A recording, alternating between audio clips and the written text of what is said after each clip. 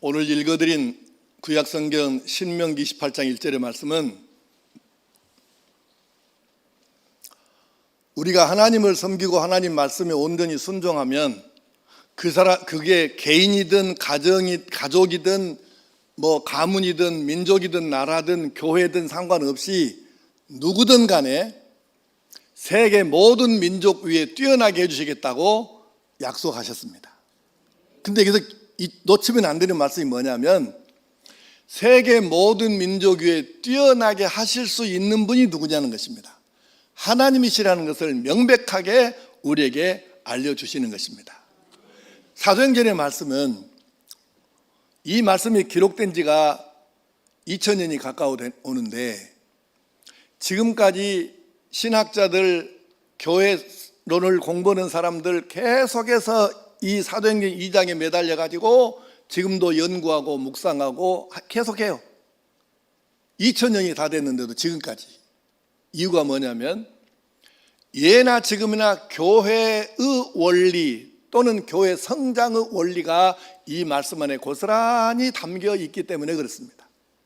저도 물론 이 말씀에 매달려 가지고 오랜 세월 동안 살고 있습니다. 우리 교회가 42주년이 되었습니다. 10월 10일이 42년째 된 날인데 1982년 10월 10일에 예배는 실제로는 그 전부터 드렸는데 노회에서 설립 허가를 해줘가지고 예배를 공적으로 시작한 날이 10월 10일이어서 그날을 그 10월 10일에 가장 가까운 주일을 교회 창립 기념주일로 지키고 있어요. 그래서 이제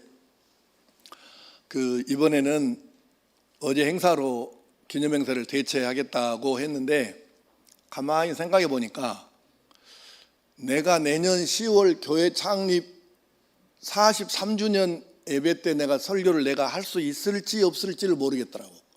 왜냐하면 내가 이미 당회에다 이렇게 얘기를 해놨어요. 이대 담임 목사를 빨리 청빙을 결정을 해서 나하고 같이 함께 좀 1년 정도 좀 같이 목회를 하게 했으면 좋겠다.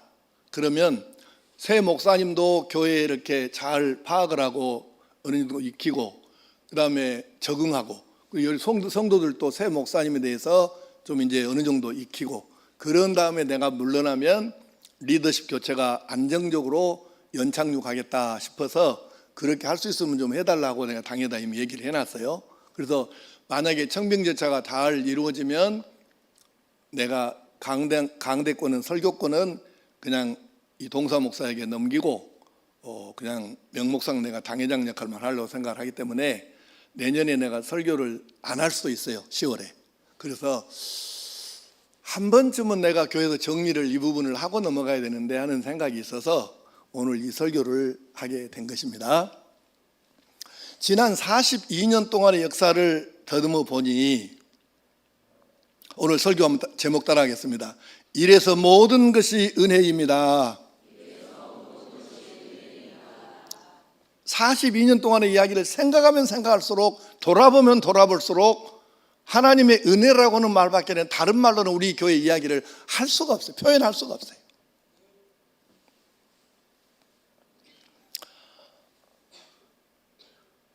(1982년도에) 고월줄, 오원영, 송정술, 도문기 장로님을 비롯한 41명이 중앙교회 출석하던 41명이 나와가지고 우리 교회를 세웠습니다.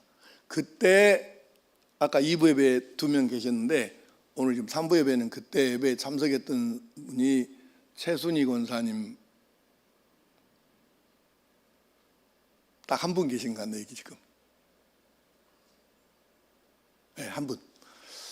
딱 한 분 계시는데 어쨌든 그 당시 완도극장 건너편에 48평짜리 미역공장이 있었어요. 그 창고를 빌려가지고 우리 예배당으로 개도해서 사용을 했습니다. 근데 그 이제 미역공장이어갖고 좀 골치가 아파. 그 한쪽을 막아갖고 사택으로 썼는데 83년도에 나하고 집사람하고 한 방에서 잤는데 나는 괜찮은데 우리 집사람이 연탄가스 중독이 돼갖고 하마터면 하늘나라 갈 뻔했어요. 그때 참 내가 기회가 될 뻔했는데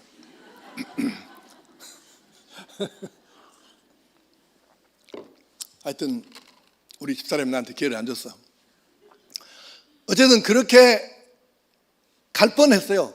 그 연탄가스 중국 돼 가지고 그렇게 시작을 했었는데, 이제 몇 가지 우리 42년 동안 역사를 좀 짧게 정리해 봅시다. 첫째는 하나님께서 우리에게 개인 전도와 선교를 눈뜨게 하셨는데, 일단 개인 전도가 이제 가장 우리가 지금 자랑하고 싶은 거예요. 마태복음 28장 19절 말씀 자막 보시고 시작. 그러므로 너희는 가서 모든 민족을 제자로 삼아 아버지와 아들과 성령의 이름으로 세례를 베풀고. 아멘. 가서 모든 민족을 제자로 삼아 세례를 베풀라고 하셨습니다. 그래서 우리가 창립해서 11년 만인 1993년도에 제1회 여리고 전도작전을 시작을 했습니다. 그때가 1993년이에요. 1회 대회가. 그렇게 해서 정말 열심히 전도해서 우리 교회에서 뛰어난 전도자도 몇 사람 나왔고, 김혜용 권사를 비롯해가지고, 그래서 작년 말까지 41년 동안 예배당에서 세례 1266명, 물론 유아 세례는 꽤 많이 있는데 그냥 입교만 하겠어요. 입교 130명, 그리고 우리 청해요양원과 성광노인복지센터에서 세례 183명 합해가지고 1579명에게 41년 동안 세례를 베풀었어요. 여러분은 지금 이 얘기를 들으면 전혀 감동이 없어요. 왜냐하면 모르니까. 다른 교회가 1년에 몇 명씩 세례를 주는지 이거를 여러분이 잘 모르잖아. 지금 작년 1000명 모이는 도시교회들 1년에 세례 50명 주는 교회가 거의 없습니다. 자신 있게 거의 없어요. 근데 이 시골에서 인구가 많은 것도 아니고 이 시골에서 13년 연속 제일 세례 적게 줄 때가 52명이었으니까 대단한 기적이죠, 사실은. 그러니까 하나님께서 이렇게 우리에게 은혜를 베풀어 주셨어요. 2007년도 9월 12일에 우리 교단 92회 총회가 열렸는데, 그때 우리 교회가 전도자라고 복지사역 잘한다 그래갖고 총회장 이름으로 공식 총회 석상에서 표창을 줬어요. 내가 그때 총재 사퇴가 안 갔기 때문에 송정수 장로님이 내 대신 가갖고 상을 받아오셨어요. 여러분, 다른 교회 전도훈련까지 다니면서 열심히 뛰었습니다. 주님께서 가장 기뻐하시는 일입니다. 우리 지금 새생명 축제 기간인데, 이거 여리고작전, 예전에 여리고작전 전도작전일 때 7주 동안에 제일 많이 등록하면 300명 가까이도 등록했습니다. 7주 동안에. 폭발적이었죠. 이것이 기적 아니면 무엇이고, 이 기적이 하나님의 은혜 아니었으면 어떻게 그걸 사람이 하겠습니까? 새생명 축제 기간인데, 다른 데도 그렇지만 7주 동안에 예수 이름 한 번을 전해보지 못하는 교인이 있다면 참 이건 안타까운 일이죠. 하나님의 은혜로, 정말 하나님의 은혜로 우리가 개인적인 눈을 떠가지고 열심히 전도한 것이 얼마나 감사한 일인지. 두 번째는 선교입니다.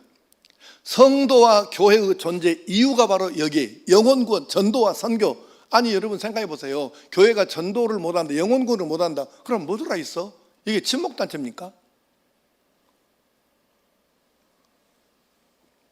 사도행전 1장 8절 말씀 시작.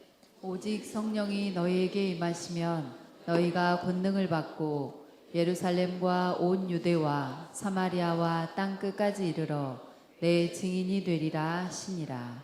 아멘. 교회 설립 3개월 후인 1983년 1월부터 우리가 선교를 시작을 했습니다.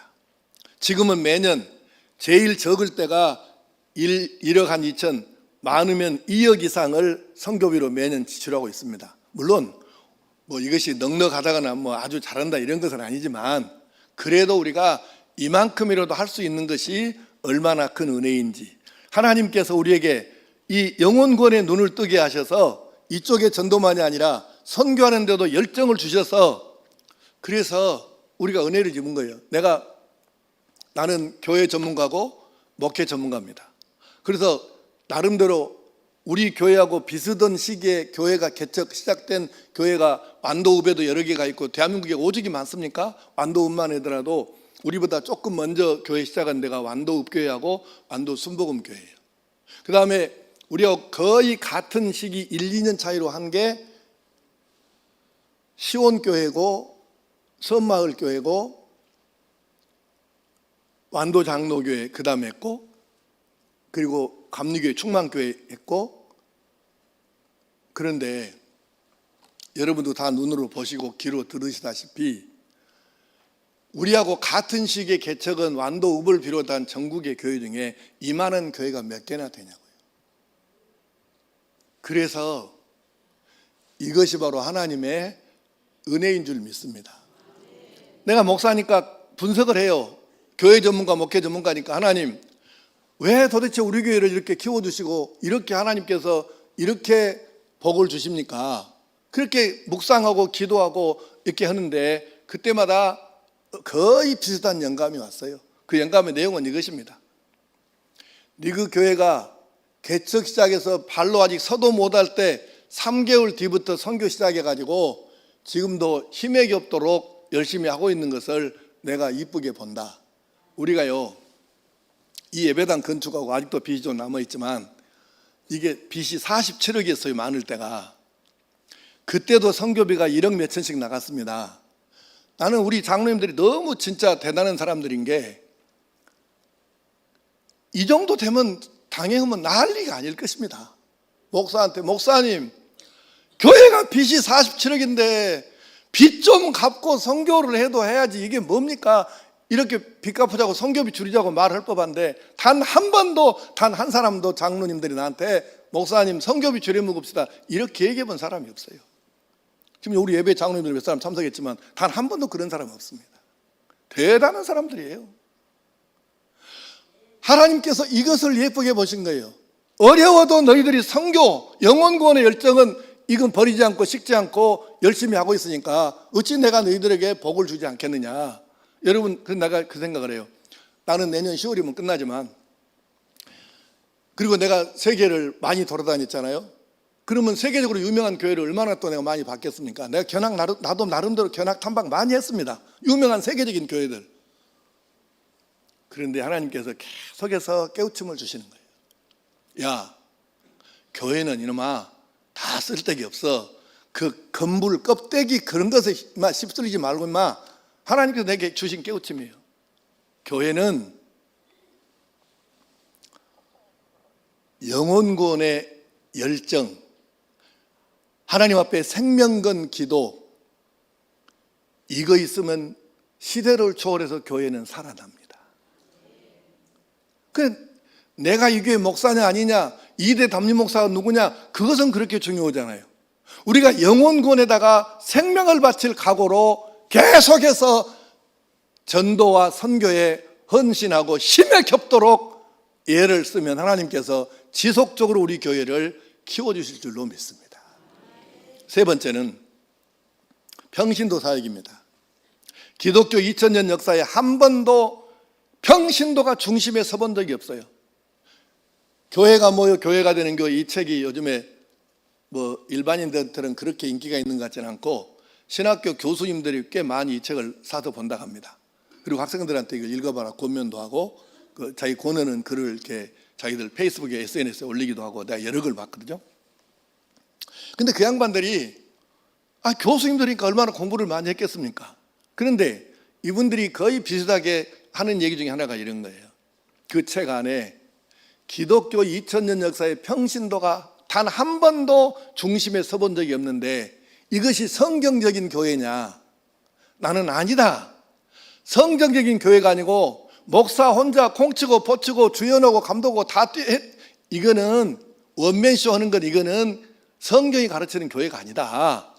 성경이 가르치는 교회는 하나님께서 우리 성도들 한 사람 한 사람에게 부어주신 이 개인마다 다른 이 은사, 탤런트, 재능을 가지고 각자가 중심에 서갖고 주역을 감당하는 이 교회가 하나님이 의도하신 교회라고 말이에요.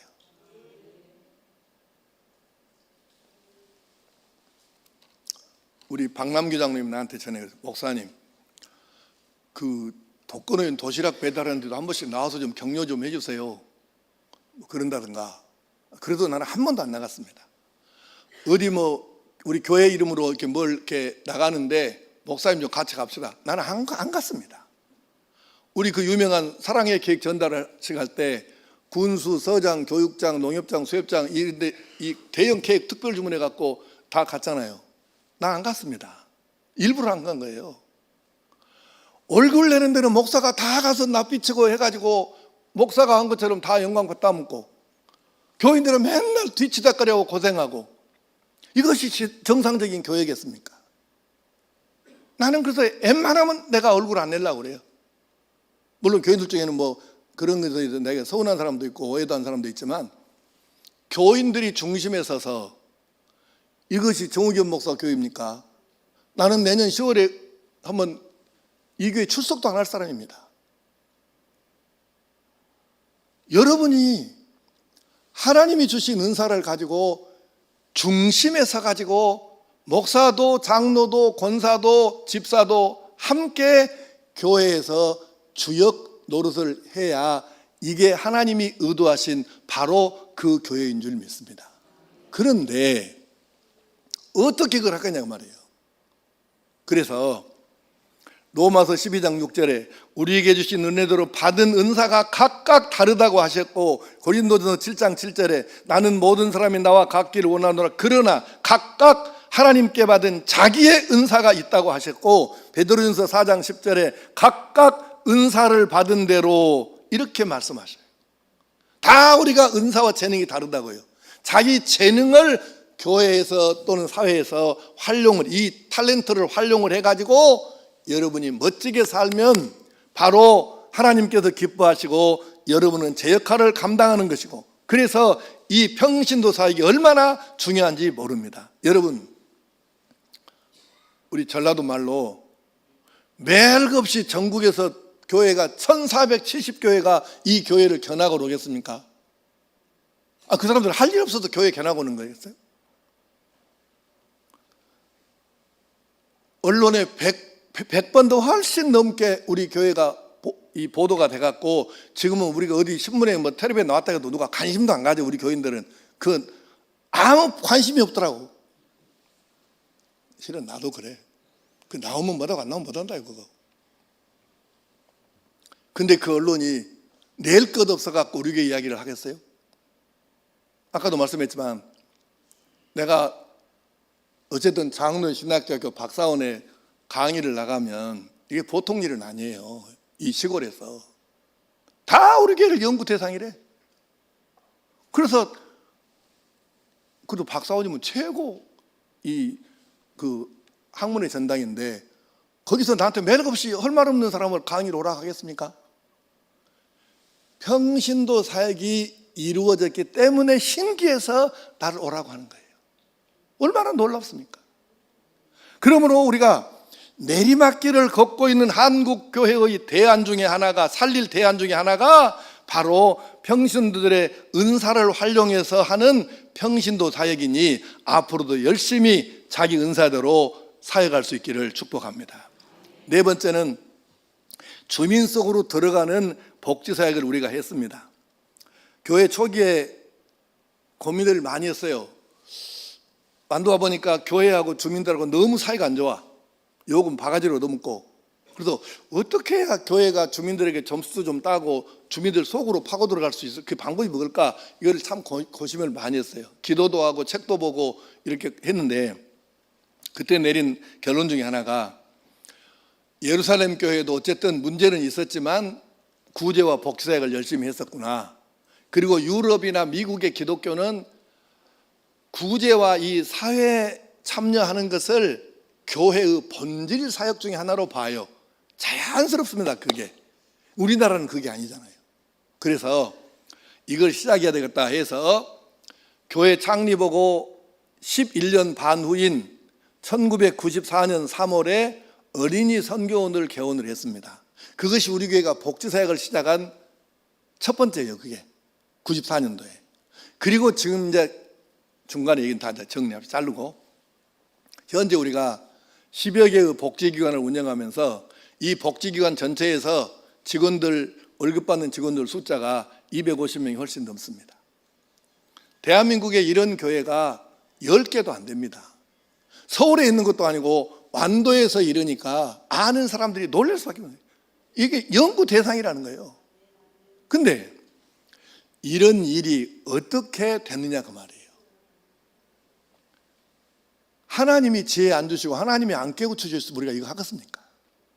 이것도 하나님의 절대적인 은혜요 섭리인 줄 믿습니다. 다섯 번째는 민주화와 인권운동을 했습니다. 여러분 길게 설명할 시간이 안 되니까 짧게 성경을 정리하자면 구약 성경이 몇 권이죠? 구약 성경 몇 권? 39권. 그 중에 선지서 예언서가 몇 권? 예언서가 몇 권? 전라도 말로 저 말로 한장하겠네. 17권.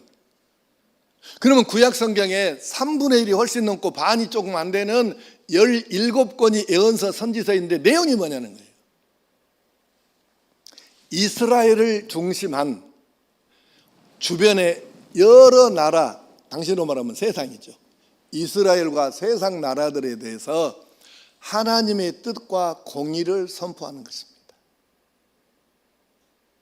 하나님의 공의를 외치라는 거예요. 선지자들은 그래서 목숨을 잃어가면서 돌에 맞으면서 하나님의 말씀을 전했습니다.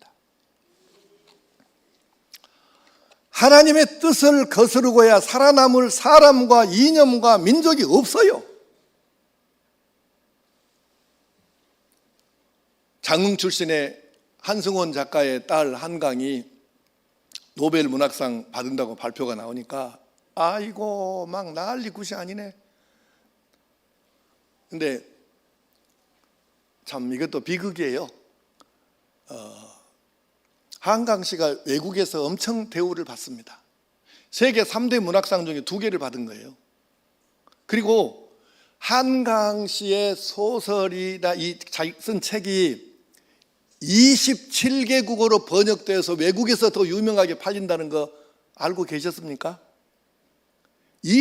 현재 27개국에서 노벨상 발표 전에 27개국에 이미 번역이 돼가지고 한강 씨의 책이 팔려나가는 거예요. 우리나라보다 훨씬 외국에서 유명합니다. 이미 외국에서 진적 인정을 받은 사람이에요. 맨부커상을 비롯해가지고. 그런데 이 한강의 책의 핵심이 뭐냐 했죠. 사회정의입니다. 5.18 제주 4.3 한국 현대사의 비극이죠. 아픔이죠.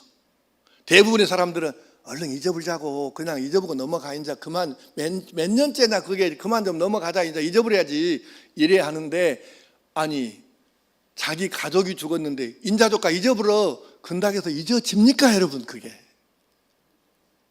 그래서 한강 씨는 뭔 생각을 하냐면 5.18이든 4.3이든 뭐가 됐든 한국 현대사의 아픔을 정면으로 한번 부딪혀보자. 그래서 파헤치고 이유가 뭔가 어떻게 해야 이 사람들의 아픔이 치유된가. 그래서 이유가 뭔가 뭐가 잘못됐는가 어떻게 해야 이 비극이 앞으로 재발하지 않을 수 있을까.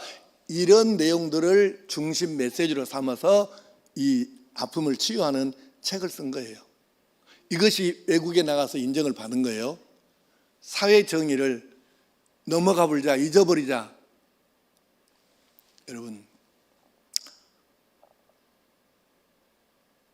세월호에서 아들이 죽었는데, 광주항쟁에서 아기가 죽었는데, 이태원에서 자기 아이가 죽었는데 사람들이 그 부모를 향해서 언제까지 그럴라요? 그만 좀 가시오. 좀 잊어보시오. 조까 이렇게 말한다고 그 부모들이 잊어지겠습니까?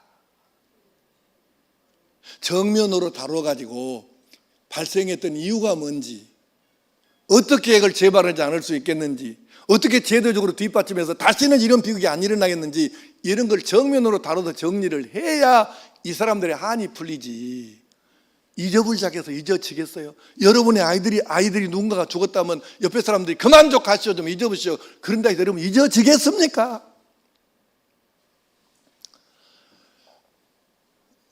그래서 정면으로 다른 거예요. 그리고 이 책을 읽은 5.18이나 4.3이나 세월호나 이태원에서 자식 잃은 사람들이 이 사람의 책을 읽고 아픔을 치유를 받는 거예요. 놀라운 일이잖아요. 교회보다 낫지, 어떤 면에서는. 내가 이 사람 책을 읽어봤는데 아무리 읽어봐도 예수 믿는 냄새는 없어요. 그래서 내가 생각할 때 한강 씨는 예수 믿지 않은 것은 거의 확실한 것 같아. 내가 물어는 안 맞는데 아마 내 말이 맞을 거예요. 전혀 냄새를 내가 못 맡았어. 기독교인 냄새를. 아마 예수 안 믿을 거예요. 그래서 문제를 풀어가는 방법이 기독교적인 성경적인 예수 믿는 사람의 방법은 아닌 것은 맞아. 그건 내가 인정을 해. 그러나 이런 한국 현대사의 아픔에 대해서 잊어버려라, 언제까지 해먹을래, 이렇게 하는 교인들보다는 예수 안 믿는 한강 씨가 훨씬 더 양심적이고 하나님의 마음에 가까운 사람이죠. 이게 사회 정의예요. 하나님의 공의입니다.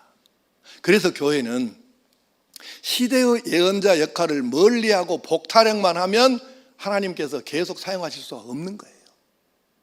복을 받지 말한 게 아니에요. 복은 받아야지. 그런데 복타령만 하고 하나님의 관심인 공의에 대해서 관심 없는 교회는 하나님이 더는 사용하실 수가 없는 거예요. 이걸 놓치면 안 되는 거죠. 우리 교회가 다행스럽게 이 일에, 이 지역에서, 그리고 여러 군데에서 쓰임받은 것에 대해서 하나님의 은혜입니다. 감사합니다. 여섯 번째, 정우균 목사 부부의 쓰임을 받음입니다. 나는 이 교회 82년 11월에 부임했습니다. 내가 교회를 왔더니 교회 일지가 있어요. 우리 교회에서 설교 온 목사님들이 30명이 넘었어. 내가 오기 전에. 그러더니 장로님들은 물어봤어. 이게 무엇이다요? 그러니까 우리 교회 오시려고 선본 목사님들입니다. 그래. 그러면 그 30명이 넘는 목사 중에서 왜 나를 선택을 했어? 나는 설교도 와서 안 해봤거든. 그랬더니 성장님이 이렇게 나한테 얘기하셨어요. 목사님이 아주 한성기를 한다고 해서 성질값 할 줄 알고 우리가 목사님 모셨습니다. 그러더라고. 이유가 뭔 줄 아세요? 그 성질값이란 게 이거예요. 그 당시에 우리 교회가 개척을 해서 아까 말한 대로 창고를 미역공장 하던 걸 빌려갖고 지금 사용을 했는데 빨리 예배당을 지어야 되는데 그 다음에 우리가 그 다음에 중앙교회하고 이제 막 갈라잡고 막 심각했잖아요. 어떻게 이제 빨리 중앙교회를 넘어서야 되는데 이 생각을 하니까 그냥 사람 좋은 목사 갖고는 해결이 안 되겠다. 아마 그랬던 모양이에요. 그래서 성깔 있는 목사를 뽑은 것이 나를 뽑은 거예요. 그래서 내가 이 교회에 왔어요. 방금 말씀했던 이런 여러 가지 뭐 개인전도, 선교, 평신도 사역, 뭐 복지 이런 것, 민주화운동 이렇게 그런 거 하고 그 외에 내가 목회 정책상 몇 가지 한 게 있어요. 첫째는 예산주의를 도입한 거예요. 공동회에서 통과된 예산대로만 집행하지 목사도 예산을 마음대로 집행할 수 없다. 이론도 못 쓴다. 목사도 마음대로. 예산주의를 내가 도입했습니다. 두 번째, 당회 재직회를 민주적으로 운영했습니다. 민주적으로. 내가 이 말하면 고지 안 듣, 에이 설마 이렇게 안 믿을 사람도 있었겠는데 우리 최순희 군사님 여기 증인이 계시네. 그때 한 3년 동안, 3년에서 5년 동안요, 재직회 하면은 기본이 2시간에서 4시간, 5시간 돼봤어. 내가 재직회. 당회 12시, 저녁 12시 넘도록 한두 번 해본 게 아니에요. 한 번도 내가 이거 당회 재직회 하면서 이제 그만 좀 합시다, 이렇게 말한 적 없어요. 다 들었지. 내가 민주적으로 운영하자는 거지. 세 번째, 언로를 보장해 줬습니다.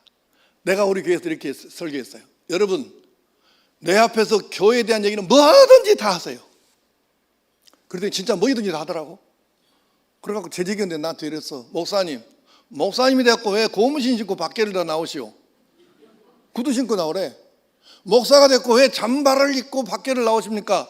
장사해 먹는 우리도 이렇게 양복 입고 넥타이 먹고 다니는데 뭐단지 광주를 그렇게 생겼었어? 재직이 또 나온 얘기야 이게. 그래도 아무 말도 안 하고 내가 다 받았어.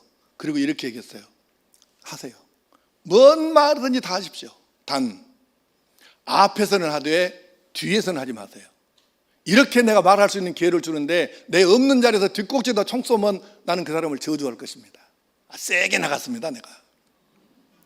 그렇게 해서 언로를 100% 내가 지금까지 언로를 열고 있습니다. 네 번째, 나는 목회의 성패가 여러 가지가 있지만, 이 원인이 여러 가지가 있지만 교인과 목사의 신뢰관계가 형성이 안 되면 어렵다고 봤습니다. 그래서 내가 어떻게 교인들하고 좀 신뢰관계를 쌓고 좀 이렇게 친해지고 할 수 있을까? 그래서 그 당시에, 지금이 아니에요, 42년 전이니까 참 가난하고 어렵던 시절입니다. 그때 나도 가난했어요. 빚만 많이 있어가지고. 그런데 특히 가난하고 어려운 교인들 생일 되면 내가, 어째 지금은 안 하고 따지면 할 말이 없는데, 그 당시에는 특히 가난하고 어려운 교인들은 내가 집사람하고 둘이 생일 되면 꼭 찾아가서 돈이 없으니까 양말 한 그릇도 싼 거 사가지고 가서 내가 축복하고 기도해주고 축하하고 그렇게 오기를 한 최소 5년은 했죠. 우리 집사람이 또 오지랖이 넓어요. 그래서 내가 지금 힘은 듭니다, 살기가. 교인들이 누가 좀 어렵다 그러면, 뭐 문제가 있었고 막 골치 아프다 그러면 가갖고 얼마 필요해요? 빌려주는 말도 안 돼. 본인이 말을 해갖고 얼마 필요해요? 그래갖고 마이너스 카드 빼갖고 갖다가 돈을 줘가지고 그렇게 사는 사람입니다. 강미옥이 사건 터졌잖아요. 나는 그때 몰랐어. 저 사람 나한테 말도 안 하고 했으니까. 나중에 얘기하더라고. 강미옥이 그 유명한 사건 터졌을 때 불렀대요. 아무래도 김새가 이상하더랴. 그래서 불러가지고 교인들한테 돈 빌렸냐? 빌렸다. 교인들한테는 그 돈 빌리면 안 된다. 우리한테 얘기를 해야지 왜 교인들한테 얘기를 하냐? 그래서 집사람이 합의해서 얼마냐? 그러니까 내가 정확하지는 않는데 아마 2,700이라고 했을까? 하여튼 돈을 그 정도 된다고 하니까 집사람이 또 마이너스 해서 빼다가 그놈 주고 교인들 그 갚아라, 이렇게 된 거예요. 그렇게 해서 집사람하고 나오고 교인들 빌려주고 그냥 준 돈이 지금까지 합해갖고 2억은 안 되는 것 같고 1억은 훨씬 넘습니다. 그 중에 우리가 받은 돈은 반의 반도 안 됩니다. 우리 그렇게 살았어요. 교인들하고 신뢰관계 형성이 안 되면 목회 안 됩니다.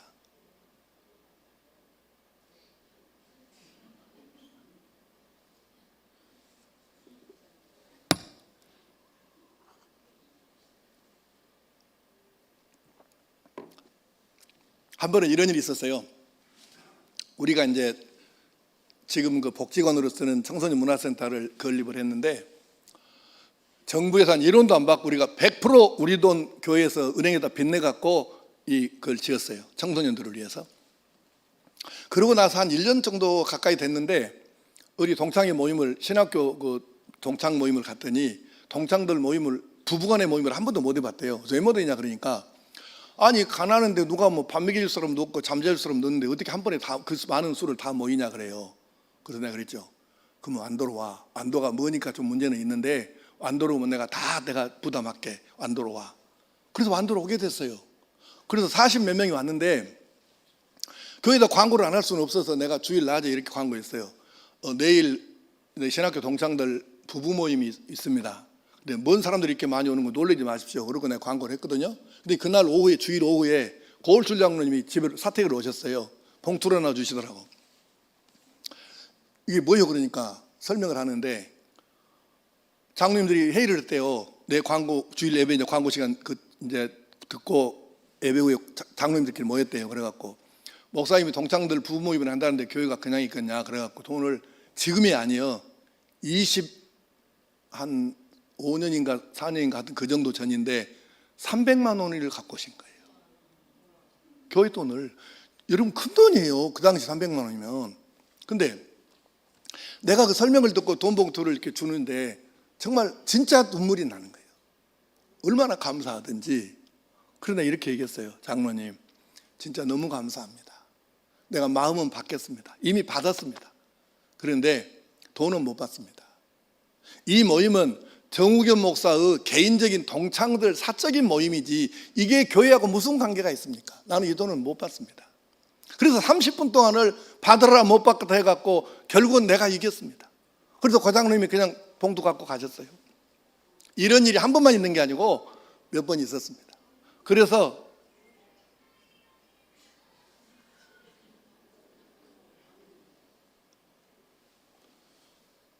그래가지고 그래가지고 장로님들이 최소한 돈 문제에 대해서는 나한테 1도 시비를 걸 일이 없었습니다. 지금까지. 그래서 결국은 돈 문제가 깨끗하니까,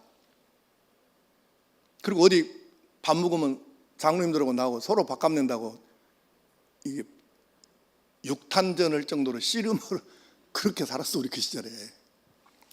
그래서 아주 신뢰관계가 형성이 됐습니다. 그리고 지금까지 사택을 24시간 개방해가지고 살고 있죠. 나는 생각해 봅니다. 내 성격이나 여러 가지로 봤을 때 학력이나 뭐 이런 것들이 목사 깜냥이 안 된다는 사실을 내가 더 잘 알아요. 근데 이 죄인을 하나님께서 이 교회에 보내셔갖고, 목사 맹글라서 이 교회에 보내셔갖고 못난 목사가 목회를 하는데도 하나님께서 은혜를 주셔서 이만하게 하셨으니 모든 것이 하나님의 은혜인 줄 믿습니다. 어제 행사를 이제 내가 섬기는 동안에는 마지막 행사였는데, 임직 행사 우리 열람을 보고 정리를 쫙 해봤더니 42년 동안 임직 행사를 19번을 했구만, 우리 교회가 어제까지 합해갖고. 그랬는데 그 중에 19번을 해가지고 항존 직분자 191명을 세웠고 명예직을 62명을 추대를 했고, 그래서 합계가 253명이고요. 그 중에 21명이 은퇴를 하셨습니다. 자, 여기까지 정리를 해봅시다. 이렇게 해서 전라남도에 있는 30개 읍단위 교회 중에서 가장 큰 교회가 되었습니다. 이것을 하나님의 은혜 아니면 뭐라고 하겠? 아니, 어떤 사람이 이렇게 말할 거예요. 우리가 전도했잖아요. 우리가 선교했잖아요. 그렇게 말할 사람도 있겠을 거예요. 근데 아니에요. 왜 아닙니까? 전도할 마음과 성령 충만을 자기가 만들었습니까? 하나님이 그렇게 우리를 깨우치시고 은혜 안 주셨으면 전도해요? 하나님이 안 깨우쳐 주시면 우리가 알아서 선교했습니까? 그래서 이 모든 것이 개인 전도든 해외 선교든 평신도 사역이든 복지 사역이든 민주화 운동이든 이 모든 것이 하나님께서 우리에게 지혜를 주시고 깨우침을 주셔서 이만하게 하셨으니 모든 것이 하나님의 은혜인 줄 믿습니다. 고린도전서 15장 10절 말씀을 현대인의 성경 번역으로 보십시다. 시작. 그러나 오늘날 내가 이렇게 된 것은 하나님의 은혜로 된 것이며 내게 주신 그분의 은혜가 헛되지 않아 내가 다른 모든 사도들보다 더 많이 일했습니다. 그렇지만 그것은 내가 한 것이 아니라 나와 함께 하신 하나님의 은혜였습니다. 아멘. 바울 사도가 다른 사도들보다 훨씬 더 일을 많이 했대요. 그럼 이게 교만한 소리나 자기 자랑같이 들리겠죠, 많은 사람에게. 근데 바울 사도는 이렇게 말했어요. 더 많이 일한 것은 맞다. 그건 부인할 수 없는 사실, 팩트, 사실이니까 그건 맞다. 그런데 내가 한 것이 아니라 하나님께서 내게 은혜를 주셔갖고 그렇게 하게 만들어 주셨다. 그래서 은혜라고. 나는 바울사도 심정이 이해가 되고도 남아요, 지금. 아, 진짜 은혜였구나. 여러분, 우리 교회가 앞으로 지금 현재 두 가지 기도 제목을, 큰 기도 제목을 가지고 있는데, 하나는 현재 담임 목사의 아름다운 은퇴이고, 두 번째는 2대 담임 목사를 청빙하는 일입니다. 이 두 가지가 우리 현재 지금 당면한 가장 큰 기도 제목인데, 먼저 내 은퇴를 좀 생각해 보겠습니다. 여러분, 나도 아름다운 은퇴를 하기 위해서 뼈를 깎는 노력을 하고 있습니다. 내가 사석에서 몇 사람에게 이렇게 말했어요. 교회가 나한테 은퇴하고 살 집을 줄란가 안 줄란가는 모르겠다마는 만약에 준다고 하면 내가 내 이름으로, 내 재산으로 안 하고 등기를 교회 이름으로 하고 나하고 집사람하고 두 사람 다 하나님 하늘나라 가면 그때 이제 후는 교회에서 이 집을 팔든지 뭐 누가 사용하든지 그건 교회에서 알아서 하게 하겠다. 내가 그렇게 사석에서 몇 사람에게 이야기를 했습니다. 그리고 그 마음은 변함이 없습니다. 지난번 당회 때 이미 내가 그렇게 하겠다고 선포했고요. 근데 막상 그렇게 하려고 보니까 걸림돌이 있는 거예요. 첫째 걸림돌은 내가 완도서 살다가 뭔 일이 생겨가지고 다른 지역으로 이사를 가야 할 필요가 생겼을 때 나는 그러면 집 한 칸도 땅 한 평도 없는 사람인데 이건 교회 거인데 이 집을 팔 수도 없고 그러면 나는 이사를 어떻게 해야 되냐, 이런 현실적인 고민거리가 생기는 거예요. 또 하나는 내가 될지 안 될지는 모르지만 평소에 이런 얘기를 많이 했어요. 나는 은퇴하면 경치 좋은 곳에 전망 좋은 곳에다가 이 카페처럼 하나 지어놓고 돈 안 받는, 그래서 보이차 마시고 음악 듣고 상담하고 대화하고 이렇게 좀 살다가 죽고 싶다, 하늘나라 가고 싶다. 근데 이것도 쉽지 않겠어요. 왜냐하면 현재도 우리가 빚이 아직 못 갚은 빚이 한 4억 되는데 교회가 은퇴 목사에게 뭘 해주려고 하면은 전부 다 은행에서 돈을 빚을 얻어야 됩니다. 근데 이미 여러분 공동의회는 교회의 최고 의결기관인데 공동의회에서 정우겸 목사를 원로 목사로 추대하자 결정했고 5억 범위 내에서 집을 짓든지 사든지 뭐든지 알아서 해라 결정했고 또 내가 은퇴하면 생활비도 달달이 얼마씩 준다고 결정을 했습니다. 그래서 이미 결정을 했으니까 내가 아무 말도 않고 있으면 그냥 그대로 집행이 되는 거예요. 그래서 나는 우리 교인들이 참 나한테 잘해준다, 고맙다, 이 생각을 내가 가지고 있습니다. 그런데 내가 마음이 걸리는 거예요. 나도 사실은 집을 지어볼까 하고 여러 군데 다니면서 집터를 내가 봤어요. 그랬더니 좋은 데는 많이 있습니다. 돈이 없지 땅이 없는 것은 아니더라고요. 근데 내가 5억 범위 내에서 5억짜리 땅 사도 집을 짓으면 5억 정도 들어가는데 교회가 또 5억을 빚내야 된다, 목사 은퇴하고 살 집을 위해서. 이게 나는 마음이 참 부담이 됩니다, 솔직하게. 그래서 아내하고 고심 끝에 이렇게 합의를 봤어요. 우리 꿈을 위해서는 집을 하나 짓는 게 좋겠다마는 교회에 부담 가니까 그냥 현재 집에서 살자, 그 리모델링 해갖고 살자, 그렇게 합의를 받고 당에다 그렇게 내 의사를 전달을 했습니다. 여러분, 혹시 여러분 중에 누군가 5억 정도를 거저 준다고 하는데 나 안 받겠습니다 그래갖고 거절해 본 적 있나요? 나는 아무 말도 않고 가만히 있으면 땅 사서 집 짓는 거 5억 정도를 내 이름으로 해준다고 교회가 이미 여러분이 결정을 한 거예요. 나는 여러분에게 평소에 이렇게 설교했습니다. 첫 번째 생각은 하나님이 주신, 성령이 주신 생각이고, 두 번째 생각은 내 생각이고, 세 번째 생각은 사탄이 주는 생각이라고 내가 여러분에게 설교했잖아요. 나는 맨 처음에 내가 생각했던, 너하고 네 아내하고 둘이 살 만큼 살다가 하나님 나라 가면 그 재산은 교회 것으로 해라 하는 것이 나는 첫 번째 성령이 주신 생각이라고 지금도 믿습니다. 나는 그렇게 할 것입니다. 물론 아직 직업을 갖지 못한 내 아들을 생각하면 못난 애비도 갖고 유산 하나 받을 것 없는 걸 생각하면 나도 마음이 아프기는 해요.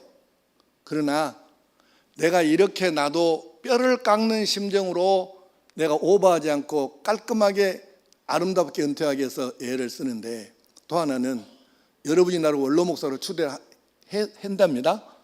이제 내년에 원로 목사 되겠죠. 그러면 원로 목사는 당연히 이 교회 교인인 거예요. 은퇴 목사는 이 교회 교인이 아니에요. 원로 목사는 이 교회 교인이고 투표권이 있습니다. 그래서 나는 이 교회 교인 노릇을 해야 되는 거예요. 그러나 혹시 내 후임 목사가 내가 있는 것이 부담스러울지 모르니까, 안 될 수도 있지만 부담될지도 모르니까 내가 오늘 은퇴하면 내일 새벽부터 이 교회 안 나오겠다 내가 이미 선포했고, 나는 원로 목사가 이 교회에 나오는 것이 지극히 정당하고, 완도에서 안디옥 교회나 중앙교회 목사님도 은퇴하시고 그 교회 나가셨고 다른 교회도 그렇게 하지만 나는 안 할 것입니다. 내가 약속한 대로 은퇴하면 그 다음 날부터 이 교회에 출석을 안 할 거예요. 이것도 쉬운 일은 아니에요. 나는 5억이라는 재산도 이미 나는 교회를 위해서 포기했고, 내 나름대로는 아니 나도 사람인데 재산 욕심이 1도 없다고 하면 그 사기꾼이지, 나도 사람인데 재산 욕심이 1도 없겠습니까? 그러나 나는 원래 마음먹은 대로 교회를 위해서 5억은 그냥 포기했습니다. 내가 왜 이렇게 말씀하는 줄 아세요? 여러분이 기도할 때 우리 이인 목사님 아름답게 은퇴하게 해주세요 그렇게 기도를 하는데, 나도 뼈를 깎는 심정으로 이렇게 내 자신을 다스리고 나를 쳐서 복종시키고 있는데, 여러분들도 함께 나하고 박자를 맞춰야 된다는 뜻입니다. 네. 나도 아름답게, 여러분도 아름답게 해야 아름다운 은퇴가 되지, 한쪽만 해갖고는 아름다운 은퇴가 안 되기 때문에 이렇게 뼈를 깎는 심정으로 애쓰는 목사의 심정을 여러분이 이해하시면서 그래도 마지막에 서운하지 않도록 하시기 바랍니다. 두 번째, 2대 담임 목사의 청빙이 가장 큰 현재 또 현안 중에 하나인데, 나는 이 청빙 문제에 대해서 원래 당에다가 내가 10년 전부터 이렇게 얘기했어요. 장로님들한테. 나는 청빙하는 절차에 대해서 내가 반드시 간섭한다. 그런데 마지막에 1번, 2번, 3번, 4번 목사님을 놓고 누구를 할 것이냐에 대해서는 전혀 내가 간섭하지 않겠다. 지금 그렇게 하고 있어요. 일도 내가 지금 간섭하지 않습니다. 그리고 장로가 됐든 권사가 됐든 누구도 개인적으로는 후임 목사를 청빙할 수 없게 했습니다. 물론 정우겸 목사도 추천 못합니다. 지금 청빙은 14명이나 돼요. 내가 간섭한지 안 한지 다 알잖아요. 왜 그런 줄 아세요? 많은 교회들이 새 목사님 뽑으면서 교회가 갈라지고 찢어지고 상처 입고 복잡한 이유가 뭔 줄 알아요? 장로님들이나 교인들이 이 목사님이 좋아요, 이 목사님 추천합니다, 이 목사님 모셔야 됩니다. 그래 보면 교인들이 추천을 한 2명, 3명, 4명 이렇게 했다 갑시다. 추천은 그렇게 하면 자기가 추천을 하려면 밀어야 될 거 아니에요. 되게 해야 될 거 아니에요. 그래서 교인들이 줄을 서는 거예요. 그래서 이게 싸움이 생기는 거예요. 나는 이것은 안 된다 이게. 절대로 내가 이건 용납을 못합니다. 우리 교회에서. 그래서 나도 추천을 못하고 장로님들도 개인적인 추천은 안 되는 거예요. 누구도 안 됩니다 이거는. 그래서 청빙위원회가 공식적으로 절차를 진행하는 대로 해서 마지막에 2명이나 3명이나 4명으로 압축이 되면 당회에다 보고를 할 거고, 당회가 문제가 없다고 생각되면 공동의회에 내놔서 거기서 이제 투표를 하든지 선정을 할 것입니다. 자, 이 일은 사람들이 사람의 머리나 꿰 가지고 이걸 진행하면 안 되는 거예요. 그래서 여러분들이 정말로 열심히 기도해 주시기 바랍니다. 이제 말씀을 정리하겠습니다. 지금까지 제가 오늘 좀 길게 설교한 이 말씀의 내용이 뭐냐면 핵심 주제가 이것입니다. 42년 동안 우리 교회 역사를 돌아보니까 아무리 생각해도 답이 없어요.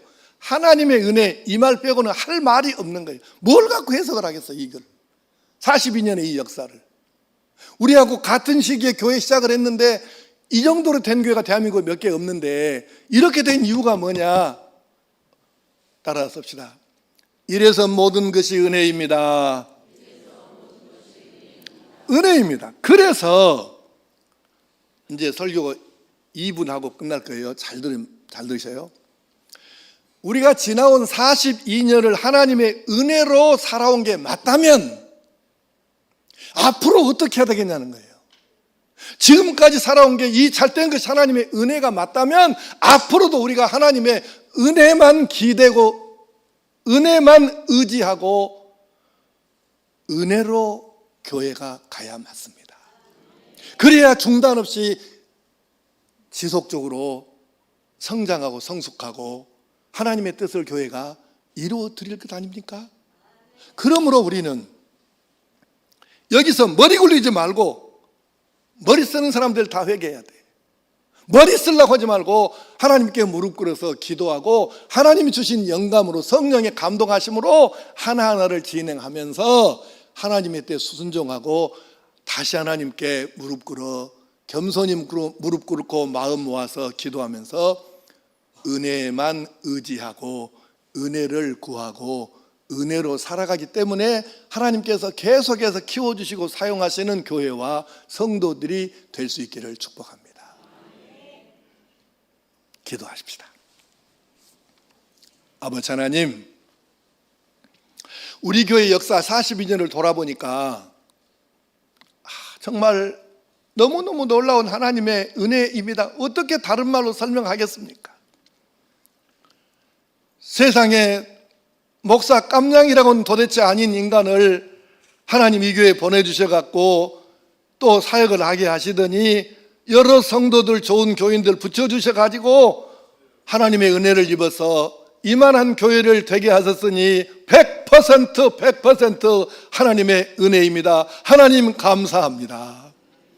이제 지금까지 살아온 것이 은혜가 맞다면 앞으로도 우리 교회와 성도들이 하나님의 은혜만 의지하고 은혜만 바라고 은혜로 살아야 할 줄 믿습니다. 새로 오시는 목사님도 우리 남은 성도들도 은혜를 의지하고 은혜를 구하고 겸손히 무릎 꿇어 은혜로 살아 지속적으로 하나님께 쓰임받고 부흥되고 성수하는 역사가 있게 하여 주시옵소서.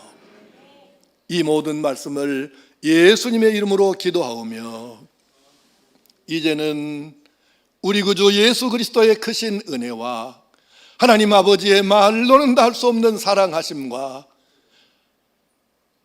우리 교회 42년을 1초도 쉼 없이 인도하시고 감동하시고 도와주셨던 성령님의 역사하심이 우리 성광교회와 막 태어난 아이부터 노년의 성도님들까지 모든 성광 가족들과 이 땅의 모든 선교사님들에게 이제로부터 영원토록 함께 하시기를 간절히 축원하옵나이다. 아멘.